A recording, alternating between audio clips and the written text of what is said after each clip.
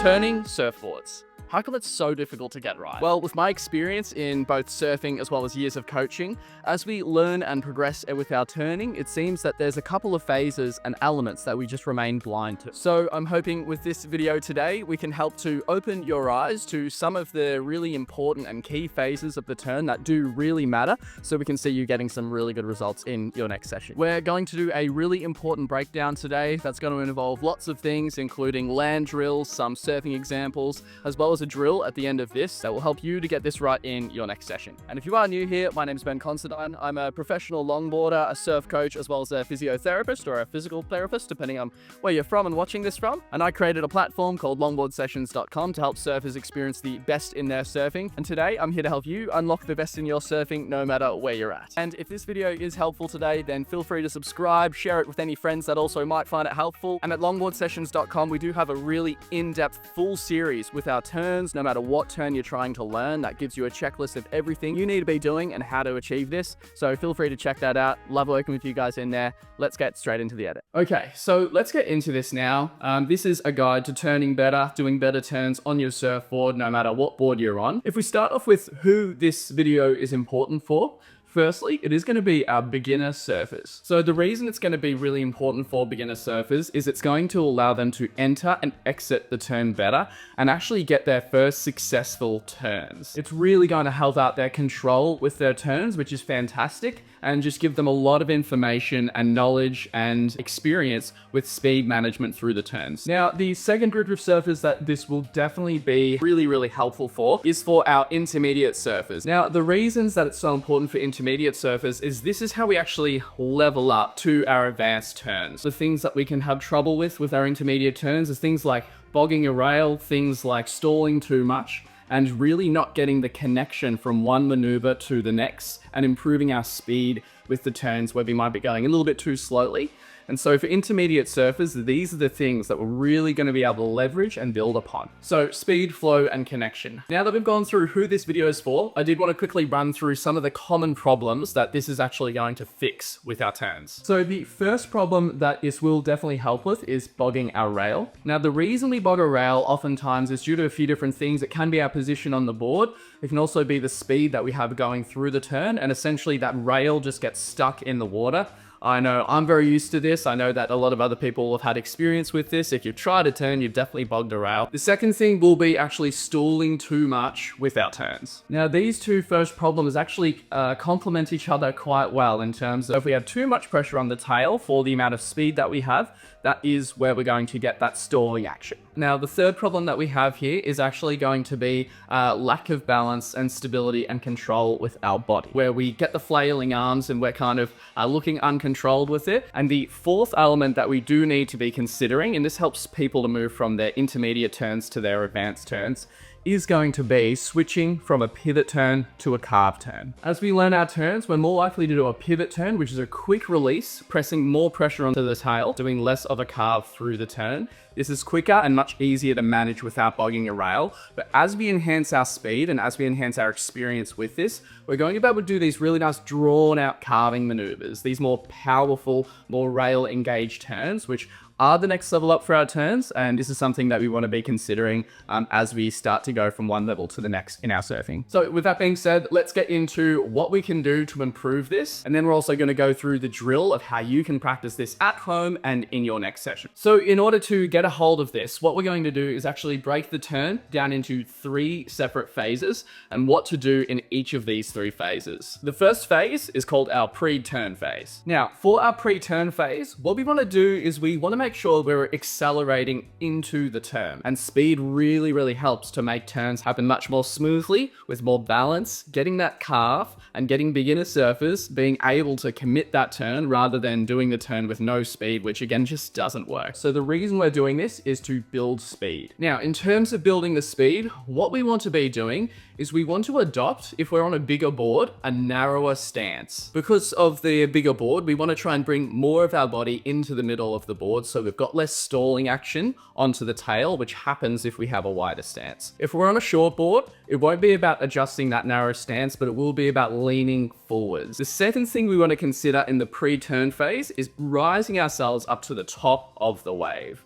We know that the top of the wave is where we're going to build a lot of speed, especially as we commit our turn. Doing it at the bottom is a big no-no. It's a big danger zone that we don't want to try and get into the habit of doing. So the next thing we'll do is rise up to the top of the wave with a little bottom turn. Now, the last part of this, of course, is weight forwards, which we've already alluded to. We want to have our weight over the accelerator, that front foot in the middle of the board. And the way we do that is by shifting the chest and the hips over that front foot.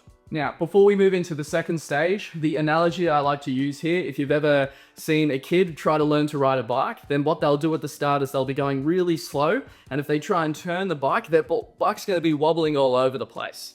If we can accelerate really, really well into our turn, it'll be the same thing as if the kid was riding the bike a little bit more quickly, where the turn is now aided by the speed, and so it happens more smoothly. We don't want to be going slowly into the turn. We don't want to be going slowly as we turn, and so that's the reason for this phase. The next phase is going to be the turning phase. Now, for the turning phase, we know that we're starting relatively high on that wave. In order to make the turn happen effectively, the two things that we really want is to widen that stance and bringing the hips back. Now, we widen the stance to get a better engagement of the tail. This is fairly obvious, the tail being the pivot point. And the last part of that is the hips back. Oftentimes we can get stuck as we're turning, especially in the beginner and the intermediate phase, where we're not confident with a lot of weight over that maneuverability center of the board, being the tail and the fin.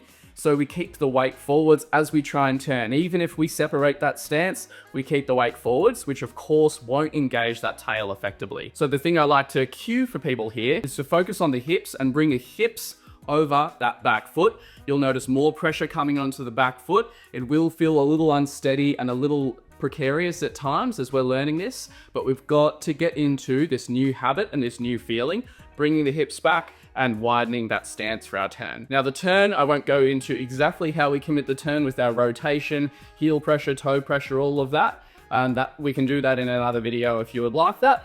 But we do need to do these two things in order to make the turn happen effectively and to control and keep speed throughout that turn. Now, the next phase is going to be the post-turning phase. Now, rather than thinking the turn is over once we've stopped turning, we do really need to consider how we're managing things after the turn has occurred. And this is very, very much the case for beginner surfers who usually do a turn, commit too much weight to the tail for too long and fall off the back of the wave, lose all speed, and there's just too much maneuverability for them to control.